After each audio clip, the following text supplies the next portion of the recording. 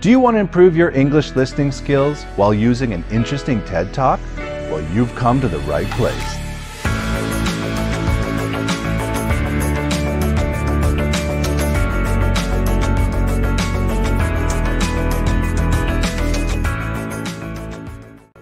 Why just listening? I'll also improve your vocabulary and grammar for better reading, writing, and speaking. There's a link to the quiz and video in the information section.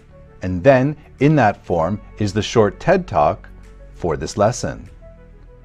You'll pause this video, listen to the TED Talk, and answer my questions in the quiz. Here's the bonus. I will then use the script from the TED Talk to check your vocabulary and grammar with a few multiple choice questions.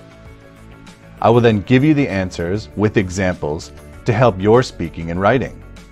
Use this vocabulary and grammar to make your own examples in the information section below. Every month, I pick one comment and offer to check their essay for free. The more comments you make, the more chances you have to win. Open the link to the quiz below and play the TED Talk while answering the questions.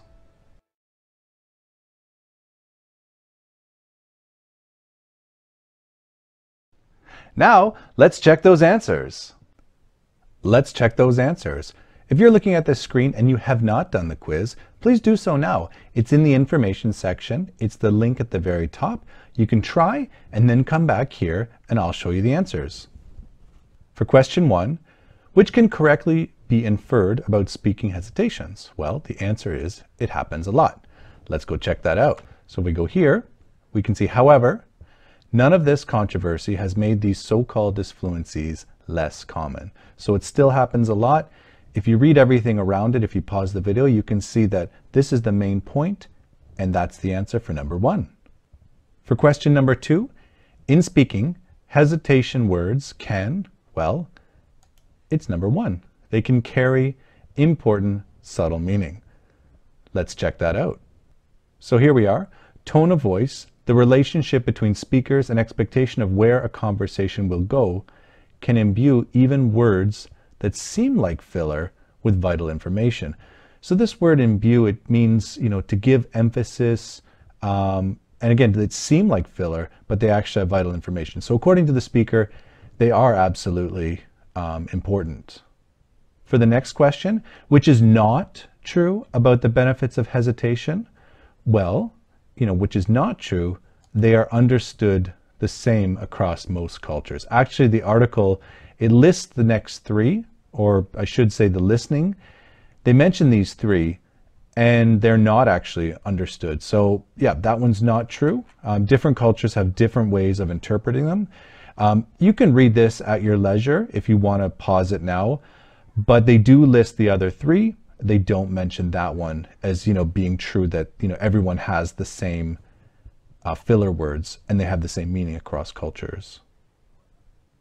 People hesitate less as their language ability improves.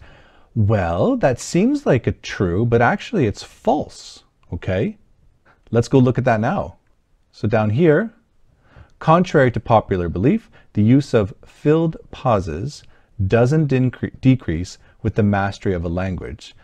So again, it's a surprising answer, but the answer is actually false. Number 5, you need to type in a word here, and the word you need to type in is, you can type it S-O-M-E, or if it's an IELTS test, I always recommend capital letters to be safe with your spelling. And that's the answer there. And you can see down here, they don't use the same words, but outside of writing dialogue, they serve no purpose in most formal writing. And in some context, the stigma these social cues carry can work against the speaker. Now, stigma means this kind of negative, kind of bigoted, prejudice, that's just a synonym for those words. And as you can see in the question, right, negatively, looked at negatively, they don't use the same words. I'll mention this in every listening. Listening and reading tests are really just vocabulary tests. The questions in the words are not the same as what you hear or read. So you need to be aware, of lots of synonyms and how they're similar or different. So I hope you thought that was useful.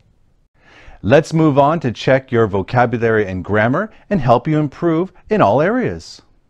Let's do some vocabulary and grammar. Modern schools have tried to ban the offending terms, and linguist Noam Chomsky dismissed these expressions as errors irrelevant to language. What word would best fit there?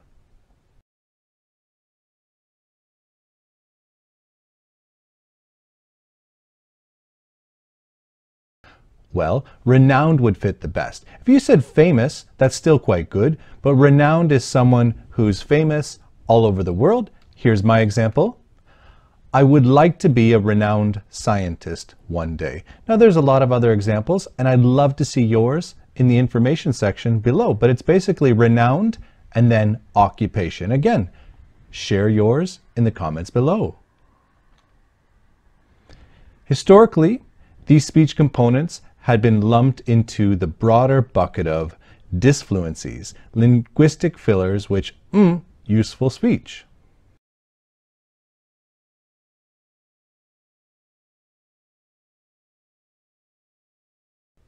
Okay, if you need more time, pause the video. Here's the answer. Distract from. So here's the phrasal verb, and here's my example. I try not to let my phone distract me from my studies, but it's hard. So you can see here that it's a separable or inseparable, okay, phrasal verb. In my example, I said distract me from my studies. Again, share your examples in the comments below. And different versions of them in almost every language, including sign language. Have a guess. I'll give you a second, but if you need more time, remember to pause.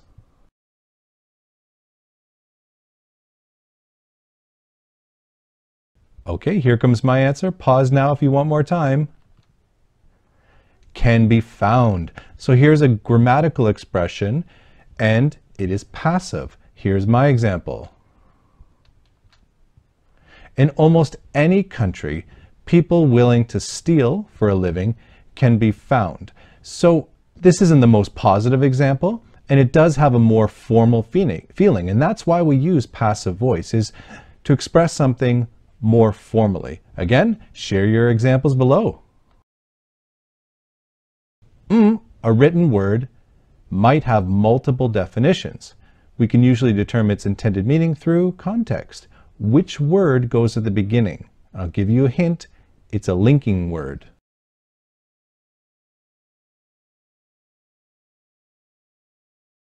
Okay, if you need more time, please pause the video. There are actually quite a few choices. The one in this listening text was while. So if you wrote even though, okay, that would be fine too. So this contrasting or, linking words here, they would be absolutely fine. Here's my example, but I do notice that not many people use the expression while. Again, it's very important to use synonyms for but or however to get a higher score on your writing and speaking. While it looks warm outside, it's actually quite windy and cold. So again, the first clause, if you use while at the beginning, it becomes a dependent clause. You have to use another clause after to fully explain the idea. So that's how you would use it. Give it a try in the comment section below. For example, while a silent pause, a sign for others to start speaking, a filled pause could signal that you're not finished yet. What expression might go in here? And this is the last and most difficult one. So I'll give you a few seconds, but pause the video if you really want to think about it.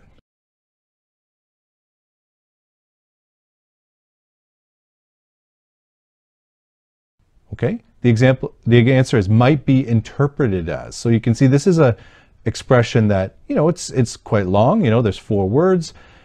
And in this context, might be interpreted as, and then a noun, a sign for. My example is a little bit different, and I'll show you now.